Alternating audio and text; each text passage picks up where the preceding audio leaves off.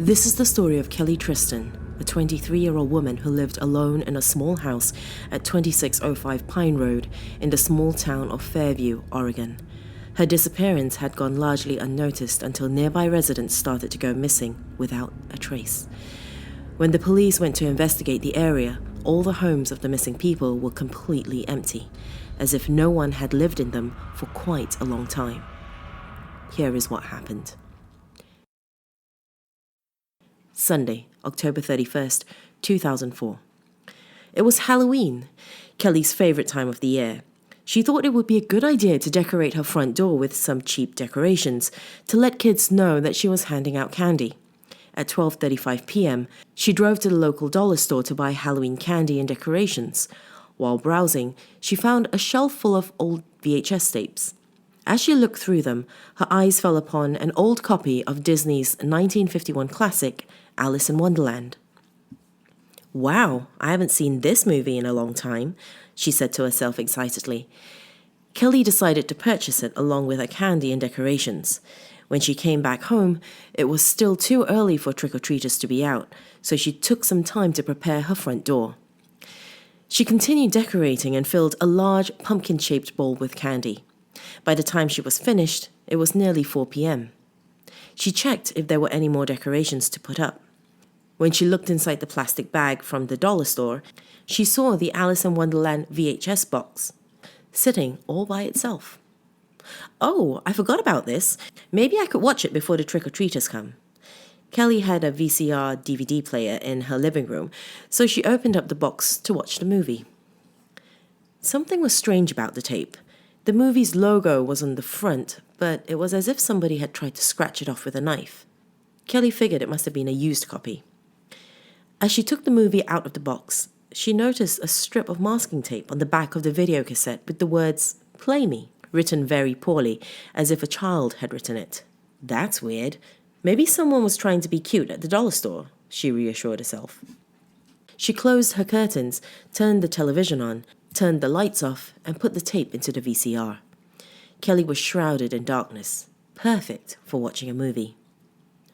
As the opening title cards were playing, Kelly laid herself down on the couch and was excited to be watching one of her favorite movies from her childhood. The movie started off normally, with nothing out of the ordinary. The picture was a little faded, but it was tolerable for a used copy. For about 10 minutes, the movie played just fine. When it got to the scene showing Alice inside the bottle she drank from, strips of static started appearing on the screen.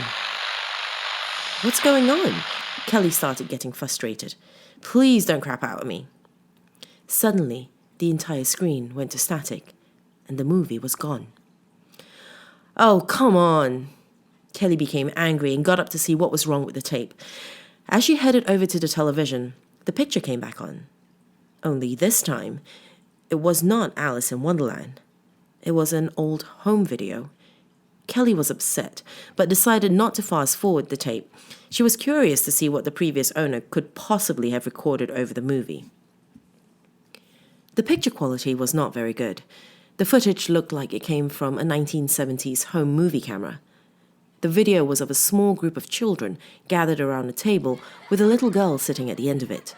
She had long auburn hair and wore a dress similar to what Alice wore. They were all singing happy birthday to her, and someone, most likely her mother, brought a cake out with lit candles and set it in front of the girl. As she blew the candles out, everyone started cheering. Kelly thought it was strange for someone to record this girl's birthday over the movie, but she kept watching to see what would happen next. As she made her way back to the couch, the video jumped to the children chasing each other in a game of tag out in a large field. After about 2 minutes of tag, the video suddenly cut to static. It made Kelly's heart skip a beat.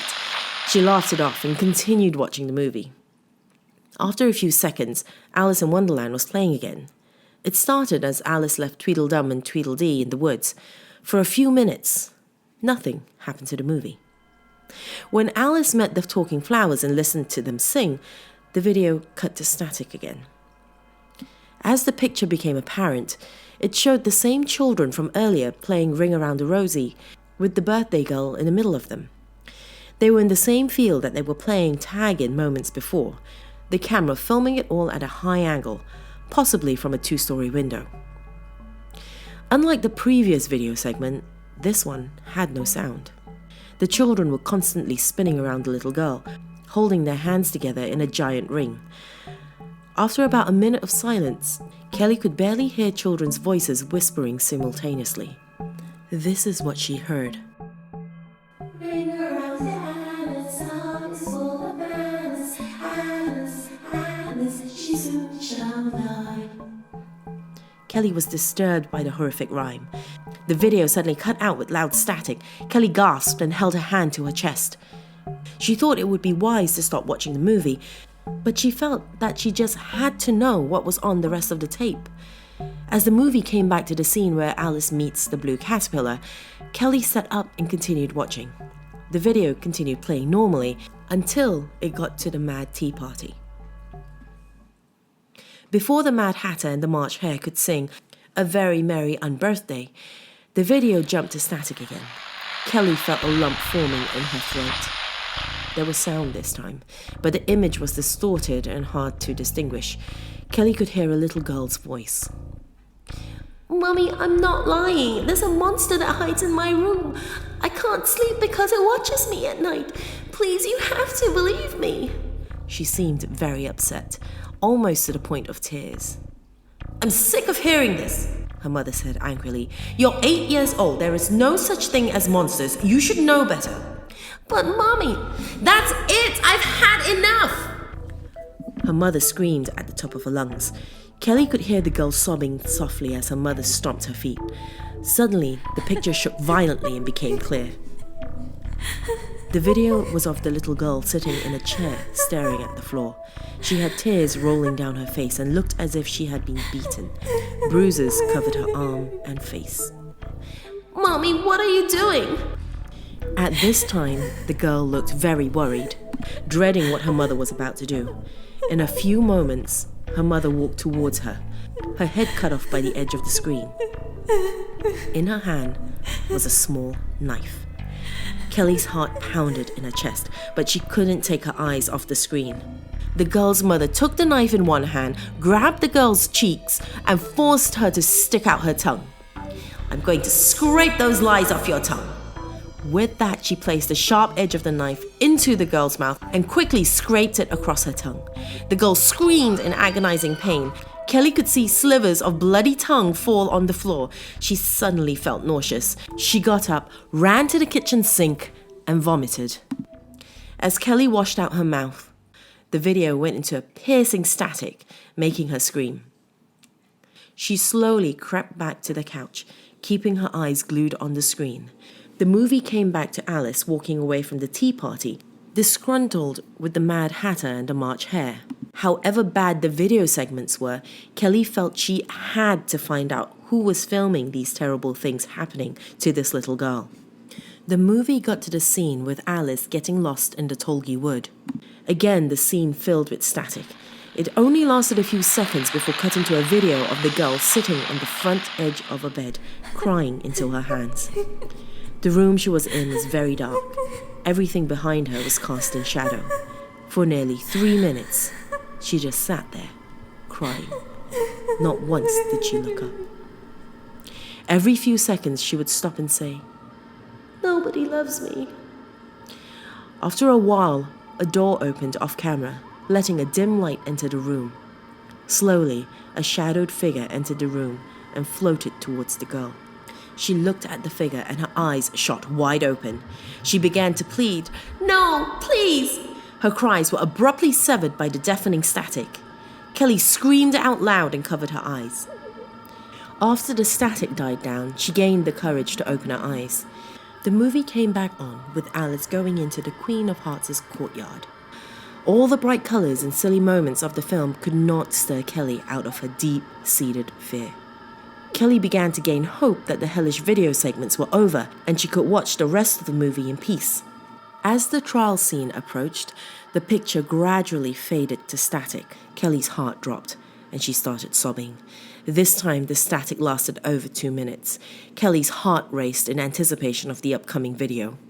When the static disappeared, there was nothing. The living room was filled with a deafening silence. Kelly became short of breath and started hyperventilating. For several seconds, there was complete silence. Kelly thought the video stopped itself, but the tracker on the VCR said the tape was still playing. After a short while, Kelly could hear something. It sounded like children whispering. She could not make out what they were saying. Kelly panicked when she noticed a dark picture slowly developing on the screen. The only thing on the screen was a still image. It was a photo of the little girl sitting on the edge of the bed again, secluded in darkness. This time, she was not crying. She was staring straight at Kelly through the screen. Her eyes were bloodshot from so much crying. The look on her face was of pure horror, her eyes shouting, "Help me!" The only light in the girl's bedroom seemed to be coming from the glow of Kelly's television. The image was so clear that they could have been easily sitting in the same room. Kelly could hear the little girl crying again. However, she was still glaring at her through the screen, not moving an inch. As Kelly looked past the girl's shoulder, she made out what appeared to be a faint set of crooked teeth fixed in a smile. The teeth appeared to be human, but were elongated and stretched out too wide to be from an actual person's mouth. Voices joined like a maddening chorus. Voices of all kinds could be heard whispering, "Off with her head." Over the next minute, the little girl's crying and the voices grew louder and more hysterical. Kelly had to cover her ears. Suddenly, everything fell silent. Her heart pounded as she uncovered her ears. One final, deep voice said menacingly, "Off with her head." Static flashed over the image for a fraction of a second. The picture began to move. The little girl's head slowly fell forward as if she was going to cry. It drooped lower and lower until it rolled right off her shoulders and onto the floor. The instant her head fell off, her blood-curdling scream filled the room as Kelly covered her ears in terror. She screamed as loud as she could until the video cut to static one last time and the ending credits of the movie started rolling. Kelly could not speak. She was traumatized as she stared at the blank screen. By this time, it was 5:15 p.m. As Kelly slowly started to get up, she kept her eyes on the screen to make sure nothing else was going to show up. Her concentration was broken by the sound of her doorbell ringing. She screamed and shot her head around to see her front door. "Just breathe, Kelly. You're all right. Everything's going to be okay. Just relax." Kelly collected herself, turned on the lights, and headed for the door. It's just an early trick-or-treater. Before opening the door, something told her to look through the peephole first. When she did, what she saw froze her. On her doorstep was a little girl with her head down. She was wearing an Alice dress. "Calm down, Kelly. You're just a little freaked out from the movie. It's only a kid in an Alice costume." She grabbed the candy bowl and opened her front door. When she got ready to hand out the candy, she dropped the candy bowl in horror. The little girl had vanished. Kelly trembled terribly as she picked up the candy, put it all back into the bowl, and slammed the door behind her. "You have to relax. You're just seeing things." When she put the bowl back down on the kitchen table, the television cut to a loud static. Kelly screamed and turned towards the living room. Tears rolled down her face. Written on the wall above the television in blood were the words, "Off with your head." Kelly frantically tried to get out the front door. The door was locked. Suddenly she could hear something clawing at the door violently like a bear. She looked through the peephole again. She saw nothing but black. As if a fuse broke, all the lights in her house went out at once. She was submerged in total darkness. She could see absolutely nothing except at the end of the narrow hallway, there was something near her bedroom door. It was a faint set of gnarled teeth fixed in a smile. Kelly was paralyzed with fear.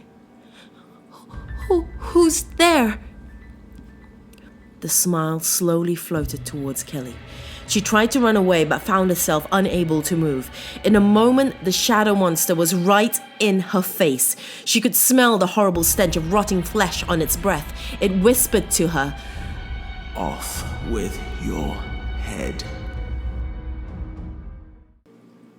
Later that same night, a girl by the name of Abby Lawrence had just finished trick-or-treating in her fairy costume. She was 10, and her mother had let her go by herself with her friends for the first time. She and her mother lived about a block away from Kelly. When she returned home, her mother gave her a big hug and helped her get ready for bed. Did you have fun trick-or-treating with your friends, Abby? Yeah, my bag is full of candy. It will probably last me till next Halloween, Said Abby. I'm glad you had fun, sweetheart. Hey, Mom, you've got to see this. Abby ran to her bag of Halloween candy and pulled out a copy of Disney's Alice in Wonderland on VHS. Where did you get that? Her mother asked. One of the houses I went to had it in a candy bowl. The bowl was empty, but this movie was in it. She could barely control her excitement. Can we watch it tonight? Pretty please?